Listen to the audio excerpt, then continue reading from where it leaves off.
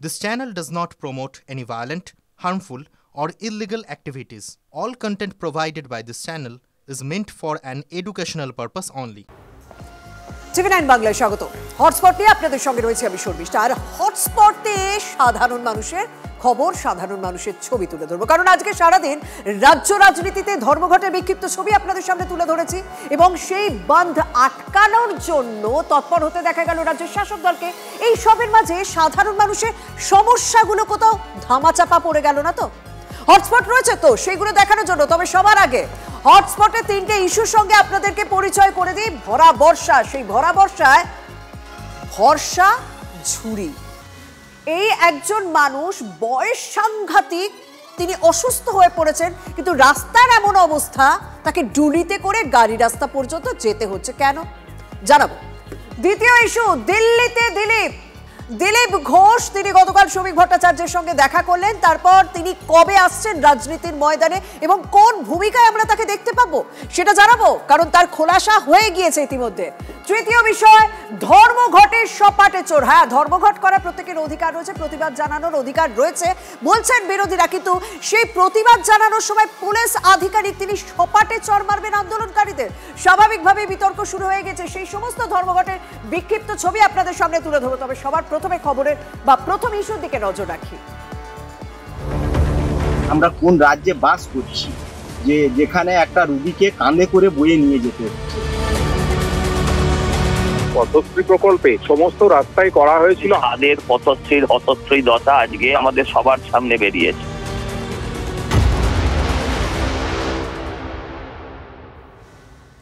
শুরুতেই বলেছিলাম না, সাধারণ মানুষের ছবি, সাধারণ মানুষের সমস্যার কথা তুলে ধরবো। তাই হটস্পটের শুরুতেই একটা ছবি আমি পিসিআর কে বলবো বিগ ওয়ালে প্লে করতে, যদি এই মুহূর্তে সম্ভব হয় বিগ ওয়ালে যদি ওই হটস্পটের ছবিটা প্লে করা যায়। রাস্তা বেহাল, ঢোকে না অ্যাম্বুলেন্স এবং কোনো গাড়িও ঢোকে না। সেই কারণে এই ডুলি ভরসা এতগুলো মানুষ, বয়স্ক মানুষ, তিনি হার্ট অ্যাটাক হয়েছে, তার হৃদযন্ত্রে আক্রান্ত হয়েছেন তিনি, কিন্তু কোনো রকম অ্যাম্বুলেন্স ঢুকছে না। তারা গাড়ি রাস্তা পর্যন্ত এই ডুলি করে নিয়ে যাচ্ছেন। এবং এই ছবি কোথায় দেখা যাচ্ছে? এই ছবি দেখা যাচ্ছে পশ্চিম মেদিনীপুরের নারায়ণগড়ের শানদেউলি গ্রামে। রাস্তা বেহালের কারণে এই অবস্থা, এবং ঝুড়ি বা ঝুড়ি যাই বলুন না কেন, এটাই প্রত্যেক বছরের ভরসা সেখানে। আর ছবিটা দেখে আপনারা অনেকেই বলতে পারেন এ আর নতুন কি, এটা তো প্রতি বছরের ঘটনা, কারণ প্রত্যেক বছর রাজ্যের বিভিন্ন জায়গা থেকে এরকম ছবি আপনাদের সামনে তুলে ধরি। হ্যাঁ সত্যিই তো, আমরা মালদা দেখেছি, আমরা পশ্চিম মেদিনীপুরের দাসপুর দেখেছি, আর এবার পশ্চিম মেদিনীপুরের নারায়ণগড় দেখলাম। আরো একবার লোকেশনগুলো আপনাদের সামনে মেনশন করে দিই। রাজ্যের উত্তর থেকে দক্ষিণ আমরা মালদা দেখেছি, পশ্চিম মেদিনীপুরের দাসপুর দেখেছি, আর এবার পশ্চিম মেদিনীপুরের নারায়ণগড় দেখলাম। আমরা দেখিয়েই যাচ্ছি, কিন্তু যাদের দেখার কথা তারা যে দেখছেন না, এটা তো তারই প্রমাণ। রাস্তা বেহাল হওয়ার জন্য কোনো অ্যাম্বুলেন্স ঢুকতে পারবে না, এরকম কোনো জায়গা হতে পারে? আমরা তো আস্তে আস্তে উন্নয়নশীল দেশ হয়ে উঠছি, আমরা উন্নতি করছি, আমরা উন্নয়ন করছি, কিন্তু এটা কি উন্নয়নের ছবি? স্বাভাবিকভাবে এই প্রশ্ন উঠছে। আর বৃষ্টিতে যখন এই ভোগান্তির শিকার তারা, তাদের বক্তব্যটা শুনুন তাদের মুখ থেকে। আমাদের রাস্তার এমন বেহাল দশা, তার জন্য আমরা ডিএম সাহেবকে লিখিত কমপ্লেন জানিয়েছি, বিডিও সাহেবকে মেল মারফত কমপ্লেন জানিয়েছি এবং এসডিও সাহেবকে আমরা মেল মারফত জানিয়েছি। আমরা কোন রাজ্যে বাস করছি যেখানে একটা রুগীকে কাঁধে করে বয়ে নিয়ে যেতে হচ্ছে? এইটা প্রশাসন যাতে দৃষ্টিভঙ্গি দিয়ে বিবেচনা করে, তার জন্য আমাদের অনুরোধ। বৃষ্টিতে যতই আপনার রোমান্টিকতা বা রোমান্টিসিজম আসুক না, এগুলো হচ্ছে আসল ছবি, এগুলো হচ্ছে বাস্তবের ছবি, কারণ সাধারণ মানুষকে কোন জায়গায় কিভাবে সমস্যায় পড়তে হয়। ঝাড়গ্রামের একটা ছবি আপনাদেরকে দেখাবো। দোতলা মাটির বাড়ি, লাগাতার সেখানে বৃষ্টি হয়েছে। ঝাড়গ্রামের সুবর্ণরেখা নদী কিভাবে ফুলে ফেপে উঠেছে সেই ছবি আপনাদের আগেও দেখেছি, কিন্তু সেখানে দেখুন কি অবস্থায় মাটির বাড়িটা পুরোপুরি ভেঙে পড়েছে। আর হতাশ মুখে স্বাভাবিকভাবে বাড়ির সামনে দাঁড়িয়ে রয়েছে সেই বাসিন্দারা, কারণ তাদের কিছু করার নেই। এবং শুধুমাত্র এই ছবি গ্রামে গঞ্জে নয়, মানে আপনারা যে ছবি দেখছেন ঝাড়গ্রামের ছবি, এই গ্রামেই যে এরকম হতাশার ছবি তা নয়, শহরেও রয়েছে। এই যেমন পানিহাটি, উত্তর 24 পরগনা পানিহাটি অভিজাত এলাকা এইচবি টাউনের ছবি আপনাদের সামনে তুলে ধরবো। হাজার আটেক মানুষ থাকেন এই জায়গা, অভিজাত এলাকা, বারবার বলছি না, বড় বড় আবাসন রয়েছে। আর জানো তো, বর্ষা এলে সেখানে অতিথি কারা হয়? জল, মানে এই বর্ষার নোংরা জল, নর্দমার জল, সাপ, বিষাক্ত পোকামাকড়। বৃষ্টি থেমে যায় কিন্তু তারা এলাকা ছাড়ে না, কারণ তখন তো জল হাঁটু পর্যন্ত, কোথাও কোথাও গোড়ালি পর্যন্ত। বেশ কয়েকদিন সময় লেগে যায় এই জল নামানোর জন্য। পুরসভা কি কিচ্ছু জানে না? পুরসভা সব কিছু জানে, কিন্তু কাজ না হয় না, সেটা তো তারই প্রমাণ। আপনার তো ভয় লাগে না? রাস্তায় জঙ্গল, সব দিকে জঙ্গল আছে, এদিক থেকে ওদিক থেকে যদি সাপ বা এই জলের মধ্যে লোকে কোথায় যাবে? একটা অ্যাম্বুলেন্স ঢুকতে চায় না। আমার ধরুন গাড়ি আছে, তার অর্ধেক চাকা এখন গাড়ি জলের তলায়। এরকম জল সবসময় থাকে বর্ষা এলেই। হ্যাঁ, আমাদের অফিসের লোকজন এরকম হয়েছে, আসতে গিয়ে পড়ে গেছে। রাতের বেলা তো মানে অফিস থেকে যখন বেরোই পুরো অন্ধকারে, আমরা বেরোতে ফিরতেও পারি না, এতটা অসুবিধা। ধর্মঘটের দিনে সারাদিন সাধারণ মানুষের সমস্যার ছবি, সমস্যার কথা আমরা তুলে ধরেছিলাম, আর পুরসভার চেয়ারম্যানের সঙ্গে আমরা যোগাযোগ করেছিলাম। কিন্তু স্বাভাবিকভাবে জানেন তো, এই মানুষগুলোর কাছে সবসময় একটা করে যুক্তি তৈরি থাকে। দেখুন, কাজে নামতে একটু দেরি হয়ে গেল। এই কাজে নামতে দেরি হওয়ার জন্য বৃষ্টিওটা খুব তাড়াতাড়ি চলে সেচ পাম্প দিয়ে তুলে আমরা ওটাকে ফেলে দিয়েছিলাম। এবারও যে চেষ্টাটা আমরা করছি, যাতে কিনা এখন রোজ যা জল হচ্ছে তাতে কলকাতা শহর ডুবে যাচ্ছে। কিন্তু নিকাশি সমস্যা গোটা রাজ্য জুড়ে তো আজকের নয়, প্রত্যেকের জানা রয়েছে। কিন্তু বর্ষার আগে বিশেষ কোনো ব্যবস্থা নেওয়া হয় কি? বিশেষ করে কলকাতা পুরসভা এলাকাতে নিকাশি নিয়ে বেজায় সমস্যা, আর এই নিয়ে এবার কলকাতা পুরসভা বনাম সেচ দপ্তর কোথাও মুখোমুখি হতে চলেছে। দেখুন, এখানে না একটা মজার বিষয় রয়েছে। বর্ষার সময় যাতে জল খাল উপচে না ঘরে ঢোকে, বা সাধারণ মানুষ যেখানে থাকেন সেখানে না খাল উপচে জল চলে যায়, তার জন্য কিছু কিছু জায়গায় কয়েকদিন আগে সেচ দপ্তর খালের পাক পরিষ্কার করেছিল, যাতে সহজে খাল উপচে না পড়ে। খাল পরিষ্কার হয়ে গিয়েছিল, কিন্তু রাস্তা পুরসভা পরিষ্কার করেনি। রাস্তায় যে পাক তুলে রেখেছিল সেচ দপ্তর, তা এখনো রাস্তাতেই পড়ে রয়েছে। আর পরে স্বাভাবিকভাবে টানা বেশ কয়েকদিন যে পরিমাণ বৃষ্টি হয়েছে, সেই পাকগুলো এখন বৃষ্টির জলে মিশে আবার সেই খালেই ফিরছে। শুধু কেটে দিলাম হয়ে গেল এটা না, পরিষ্কার করতে হবে। আবার যদি পড়তে থাকে কতবার কাটবে, কত টাকা আছে আমাদের হাতে, খুব কষ্টের সঙ্গে কাজ করতে হচ্ছে। আমরা এটার জন্য একটা কোঅর্ডিনেটেড ইউনিট তৈরি করছি এবং সেচ দপ্তর তাদের সঙ্গেও কোঅর্ডিনেট করবে। তাহলে প্রশ্ন ওঠে, সমস্যা সমাধান, মানুষের সমস্যা সমাধানের সদিচ্ছার কি কোথাও অভাব রয়েছে? দেখুন, খাল পরিষ্কার হয়েছে, রেজিং হয়েছে যাতে জল না উপচে পড়ে, কিন্তু খাল পরিষ্কার করে পাকটাই তো পরিষ্কার হলো না, বরং পাক পরিষ্কার না হয় সাধারণ মানুষকে আরো অস্বাস্থ্য পরিবেশে দিনের পর দিন কাটাতে হচ্ছে। আর মজার বিষয় কি বলুন তো, মানুষ ভূঁইয়া যে এই অভিযোগটা করলেন না, তা এক কথায় কিন্তু মেনে নিয়েছে ফিরহাদ হাকিম। অবশ্য তারও যুক্তি তৈরি রয়েছে। আমাদের যদি সেচ দপ্তর আমাদের কাছে কোনো রকম হেল্প চায়, উই আর রেডি সবসময়। অনেকগুলো জায়গায় এমন এনক্রোচমেন্ট হয়ে গেছে যে নিয়ে যাওয়ার জায়গা নেই। লোকাল রিপ্রেজেন্টেটিভ করে কোনো দু একটা ঘর সরিয়ে টরিয়ে দিয়ে যদি আমরা ওখান থেকে ওগুলোকে বার করা যায়। আর স্বাভাবিক, যখন একই রাজনৈতিক দলের একই সরকারের মন্ত্রী এবং মেয়রের মাঝখানে এই একটা কোথাও বিরোধিতা হচ্ছে না, মানে সেচ দপ্তর ভার্সেস কলকাতা পুরসভা, অনেকে বলছেন কোথাও কথার ফাঁক খুঁজে খোঁচা দিতে রাজি হচ্ছে, মানে খোঁচা দিতে ছাড়ছেন না বিরোধীরা। শুনুন, তুলবে ফেলবে, তোলার সময় পয়সা, ফেলার সময় পয়সা, আবার তোলো আবার পয়সা। একবারে তুলে যদি ধাপার মাঠে ফেলে দিয়ে আসে, তাহলে কেমন করে রোজগার হবে বারবার? আমাদের এই রাজনীতির মিউনিসিপ্যালিটির পুরসভার এই পাঁকগুলো যদি পরিষ্কার না হয়, তাহলে পুরসভা খালের পাঁক পরিষ্কার করতে পারবে না। দেখুন, একটা বিষয়, সাধারণ মানুষের সমস্যার কথা আপনাদের সামনে তুলে ধরলাম। টানা দুদিন ধরে যা বৃষ্টি হয়েছে, কিন্তু জানেন তো, রাজনীতি অনেকের কাছে ভীষণ আবেগের।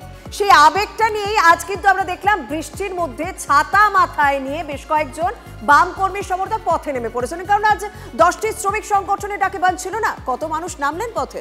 না, মাথা গোনা সহজ ছিল না, কারণ বৃষ্টির ঠেলায় সব মাথায় ছাতায় ঢেকে গিয়েছিল। এরপর সেই খবরের দিকে নজর রাখি।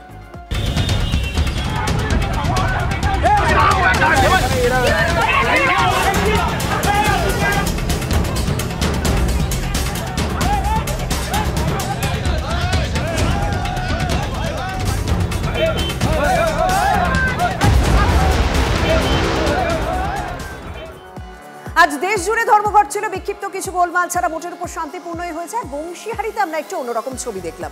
বাম নেতাকে চর মারল পুলিশ, আর খানাকুলে পুলিশের সঙ্গে বিজেপির বিধায়ক রীতিমতো ধস্তাধস্তি কোথাও একটা ধরা পড়ল। পুলিশের সঙ্গে বিজেপি বিধায়ক মিলে গিয়ে কোথাও ধর্মঘট আটকানোর চেষ্টা করলেন, দুয়ে মিলে ধর্মঘটে বাস চালানোর চেষ্টাও চলল এবং অনেক কিছু আজ বাংলার মানুষ দেখলো এই ধর্মঘটকে কেন্দ্র করে। সকাল থেকে এখনো পর্যন্ত কি কি পরিস্থিতি তৈরি হয়েছিল দেখুন।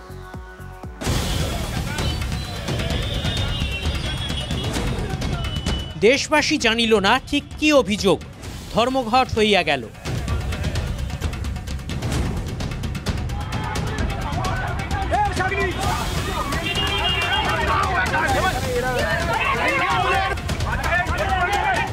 কলেজ স্ট্রিট মোড় অবরোধ হচ্ছিল, সেখান থেকে অতর্কিত আক্রমণ করে ছাত্রীদেরকে বেধড়ক মারধর করেছে। আজকে ধর্মঘট, আজকে পথ অবরোধ হবে, চাকা বন্ধ থাকবে, এটাই স্বাভাবিক।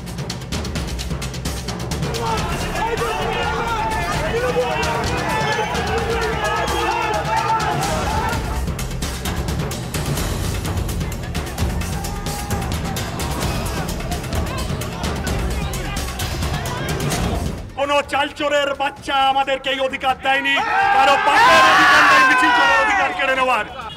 আরে আমরা তো মোদির সরকারের নীতির বিরুদ্ধে ধর্মঘট করছি। রাহুল গান্ধী বিহারে নেমেছে আর মমতা ব্যানার্জি এখানে ধর্মঘট ভাঙতে পুলিশ লালিয়ে দিয়েছে। একই বৃন্তে দুটি ফুল।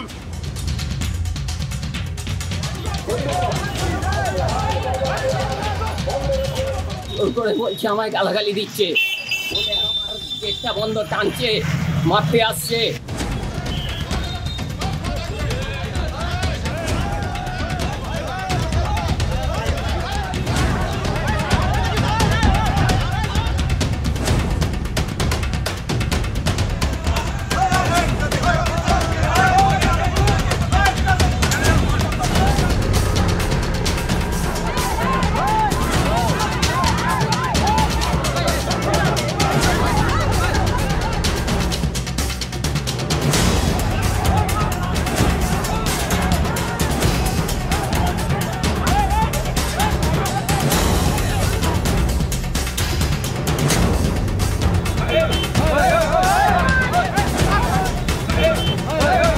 হরিয়ানায় পুলিশ, মহারাষ্ট্র পুলিশ, দিল্লি পুলিশকে দেখতাম, ইউপি পুলিশকে, এক একজন ম্যাচিও হয়, বেশি দিন তারা টেকে না, যেন সিনেমার রিল বানাচ্ছে।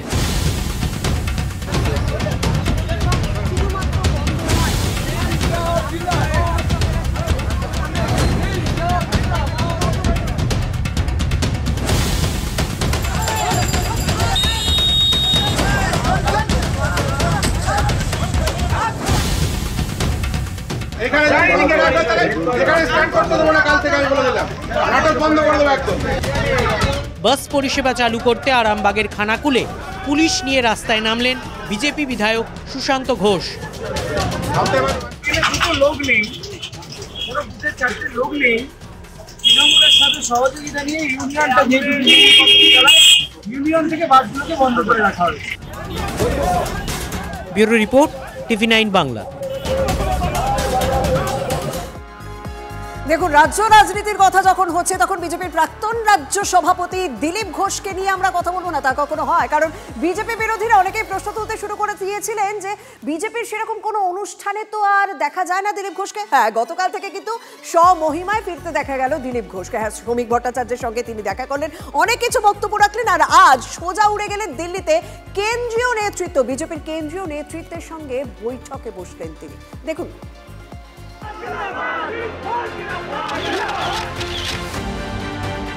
দোর্দণ্ড দিলীপের কামব্যাক কি হয়ে গেল? মঙ্গলবার বিজেপির নতুন রাজ্য সভাপতি শ্রমিক ভট্টাচার্যের সঙ্গে দেখা করতে গিয়েছিলেন দিলীপ ঘোষ। উচ্ছ্বসিত গেরুয়া শিবিরের নেতা কর্মীরা, হুল্লোড় দেখার মতো।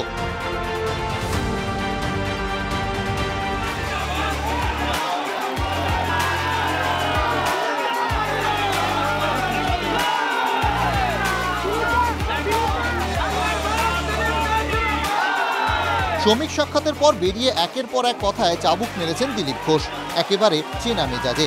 কখনো তৃণমূলকে উৎখাতের ডাক দিয়েছেন। 19 হাফ, 21 সাফ, 19 আমরা হাফ করেছিলাম, 21 সাফ হয়নি, যেটুকু বেঁচে গেছে 26 সাফ। কখনো নিজের ওজন বুঝিয়েছেন। দাম যার থাকে মার্কেটে না তাকে নিয়ে জল্পনা হয়, সেই তার সেলের কথা ওঠে, যাদের দাম নেই তাদের কিনবে কে, রাস্তায় পড়ে আছে। নিজের জেলায় দলীয় কাজ কতটা এগিয়ে রেখেছেন সেই ঢাকও বাজিয়েছেন। আমাদের মেদিনীপুর জেলার কর্মীরা খুব উৎসাহে কাজ করছেন, মেদিনীপুরই এগিয়ে আছে সবচেয়ে বেশি। আমি যা খবর পেলাম 700 বেশি বুথ হয়ে গেছে।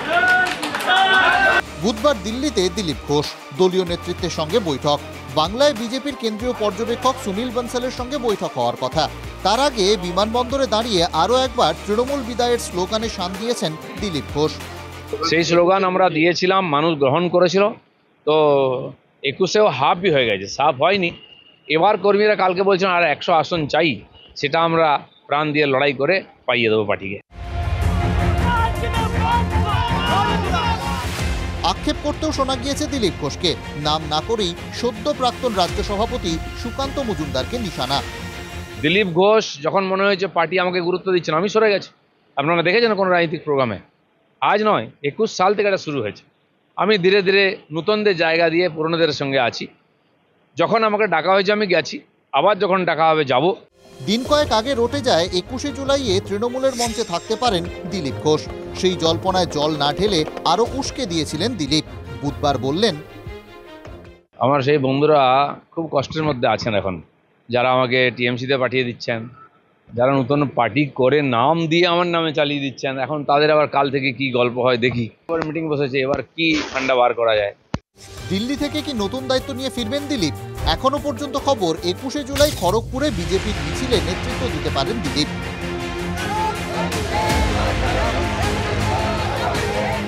শক্তি প্রদর্শনের আরও এক ধাপ কি 21শে জুলাইয়ে দেখা যাবে? দোর্দণ্ড দিলীপের কামব্যাক, এটাই কি বুঝিয়ে দিতে চাইছেন মেদিনীপুরের ভূমিপুত্র? Bureau report, TV9 Bangla. তাহলে সমহিমায় দিলীপ ঘোষ, কিন্তু অনেকেই জানি তো প্রশ্ন করতে শুরু করেছেন প্রাক্তন রাজ্য সভাপতিকে ভোটের ময়দানে কবে দেখা যাবে, কারণ সামনেই তো 26-এর ভোট রয়েছে। 26-এর ভোটে দিলীপ ঘোষ তার কি ভূমিকা থাকছে? তিনি আজকে কেন্দ্রীয় নেতা শিব প্রকাশের সঙ্গে বৈঠকের পর কোথাও একটা নিজের জায়গা নিয়ে বিতর্ক কি উস্কে দিলেন? কি বলেছেন দিলীপ ঘোষ বৈঠকের পর, শুনুন। ইলেকশন আসুক, পার্টি ঠিক করবে কে লড়বে। মেদিনীপুরেই লড়বেন? দেখুন, আমার নিজের জায়গা খড়গপুর, তো যদি লড়তে ওখানেই লড়বো, পার্টি সেটা ঠিক করবে। পার্টি লোকসভা আমাকে বললো যাও বর্ধমান, তো আমি বর্ধমানে গেলাম, তো লাভ ক্ষতি কী হয়েছে সেটা সবাই জানে, সেটা পার্টির ভাবা উচিত। লোকসভায় আসন বদল করা, শ্রমিক ভট্টাচার্যের সংবর্ধনা অনুষ্ঠানে না ডাকা, এই যে ক্ষোভগুলো আপনার মধ্যে ছিল সেগুলো এখন প্রশমিত হচ্ছে? এর আগে থেকে আরও অনেক ঘটনা আছে, আপনি সেগুলো জানালেন আজকে? পার্টির মিটিং আমাকে চেয়ারই দেওয়া হতো না, আমি তো কাজ করেছি, আমি পার্টি ছেড়ে চলে যাইনি। যারা আমাকে পার্টি ছাড়াতে চেয়েছিল অনেকজন, তারা খুব চেষ্টা করেছিল। দিলীপ ঘোষ ছাড়বে কোনো বলেনি, যে পার্টি দাঁড় করেছে পার্টি ছাড়বে কেন? পার্টি ছাড়িয়ে নেওয়ার চেষ্টা করলে তখন লড়বে। অর্থাৎ স্পষ্ট বক্তব্য দিলীপ ঘোষের, আমার নিজের জায়গা খড়গপুর, সেখান থেকে লড়লে লড়বো। পার্টি বলল বর্ধমানে যেতে গেলাম, লাভ ক্ষতি কি হয়েছে সেটা সবাই জানেন। দিলীপ ঘোষের মন্তব্যে জল্পনা কোথাও জোরালো হয়েছে। দলের মিটিংয়ে চেয়ারই পেতাম না। কেন্দ্রীয় নেতা শিব প্রকাশের সঙ্গে বৈঠকের পর দিলীপ ঘোষের এই মন্তব্য স্বাভাবিকভাবে যথেষ্ট কোথাও একটা আলোচনা উস্কে দিচ্ছে।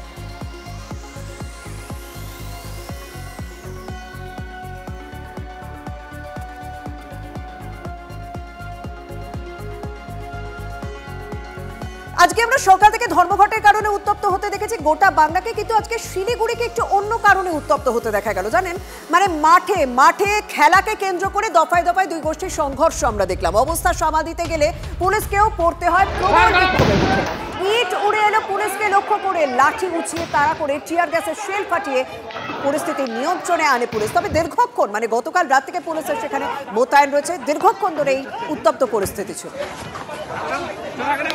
দেওয়ালিপুরে পুলিশের দাদাগিরির ছবি আজ সকালে আপনাদের সামনে তুলে ধরেছিলাম, কিন্তু জানেন তো সেখানে বেআইনি পার্কিং এর অভিযোগ তুলে একের পর এক ট্রাকে ভাঙচুর করা হয়েছিল বলে অভিযোগ উঠছিল। 40 বছর ধরে ওই এলাকায় পার্কিং হয়ে আসছে, এখন কেন বেনিয়মের প্রশ্ন, এবং ইতিমধ্যে এই ঘটনায় পুলিশের বিরুদ্ধে ব্যবস্থা নেওয়া হয়েছে। কি করা হয়েছে জানাবেন আমার সহকর্মী সৌভিক সঙ্গে রয়েছেন। সৌভিক, দেখো, এই ঘটনায় ইতিমধ্যে 4 জন সাব ইন্সপেক্টরকে সাসপেন্ড করা হয়েছে, এবং যেমনটা জানা যাচ্ছে যে গতকাল রাত্রির বেলায় নিয়ারিপুর থানার ঠিক পিছন দিকে যে পার্কিং ছিল, যেখানে মূলত লরি চালক এবং খালাসিরা তাদের লরি পার্কিং করে রাখে, দীর্ঘ প্রায় 40 বছর ধরে তারা করে রাখে, এমনটাই বক্তব্য তাদের। 30 থেকে 35টা ট্রাক তাদের সামনের কাজ ভেঙে দেওয়া হয় এবং তাদের কিন্তু অভিযোগের তীর নিয়ালিপুর থানার পুলিশের বিরুদ্ধে। তাদের যেটা অভিযোগ, নিয়ালিপুর থানার কয়েকজন পুলিশ কর্মী তারাই কিন্তু এসে মূলত এই কাজগুলি ভাঙে, কিন্তু কি কারণে ভাঙা হয়েছে সেটা কিন্তু প্রথমত তাদেরকে জানা হয়নি। উত্তরটা পাওয়া যাচ্ছে না। ইতিমধ্যে 4 পুলিশ আধিকারিককে সাসপেন্ড করা হয়েছে। আপাতত তোমাকে ধন্যবাদ। এবার একটা ছবি আপনাদেরকে দেখাবো। সকাল থেকে বহুবার দেখিয়েছে, কিন্তু বারবার দেখাতে হবে ভয়াবহ সেতু বিপর্যয়ের ছবি, বদোদরার ছবি। বদোদরা আনন্দ 2 জেলার সংযোগকারী সেতুতে দুর্ঘটনার ছবি দেখুন। মানে মাঝখানে সেতুটা নেই, ভেঙে পড়ে গিয়েছে, নদীতে পড়ে গিয়েছে পরপর 5টি গাড়ি। বুঝতে পারছেন, কেউ কোনো রকম বুঝতে পারেননি। মহিসাগর নদীতে গাড়ি পড়ে বিপত্তি এবং এখনো পর্যন্ত যা আপডেট রয়েছে 12 জনের মৃত্যু হয়েছে এবং এখনো পর্যন্ত উদ্ধার কাজ চালাচ্ছে প্রশাসন।